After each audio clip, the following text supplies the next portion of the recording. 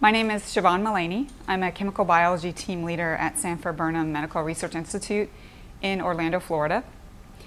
And I am here at co-PIs with Steve Vasili, and we are Team gRx.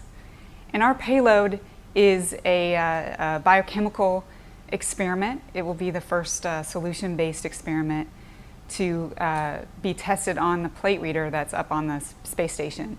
And so there's really three purposes to our payload. So first is to test the technology, which is this plate-based molecular pharmacology experiment.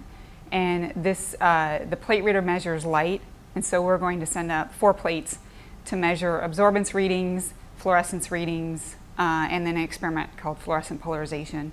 And so these technologies really haven't been done in this kind of format, which is using this plate, which is the size of an index card. And there's 384 wells, which is essentially 384 different experiments you can do on this index-sized plate. And the plate reader can read this plate in about 15 minutes. And so you can get quite a bit of information in a pretty short time and do a number of experiments in solution.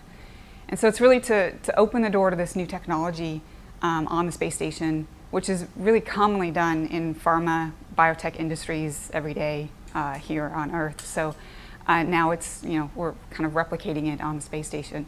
So number 1 was to test the technology, and then 2 is to validate this plate reader, which really hasn't been used. It certainly hasn't run solution-based experiments before, and so this will be one of the first to really test it out, to create that baseline.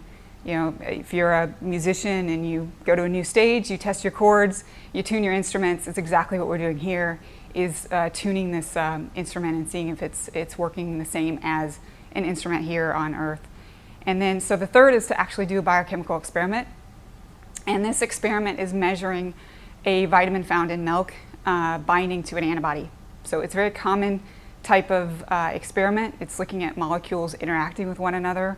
And we use a technology called fluorescent polarization, which is the vitamin is fluorescently labeled, and it can give a fluorescent signal based on its rotation. Something small rotates slow and fast in solution, but when it binds to something much bigger, like an antibody, then that binds slower. And so, the ratio of something slow to something big gives you different fluorescence readouts. And so you can titrate in one with the other and get what we call a binding parameter, and that just gives you an indication of the potencies of these two interactions. So just as you would look at a drug binding to some protein in tissues, which we call drug discovery. So it's really a basic kind of drug discovery experiment.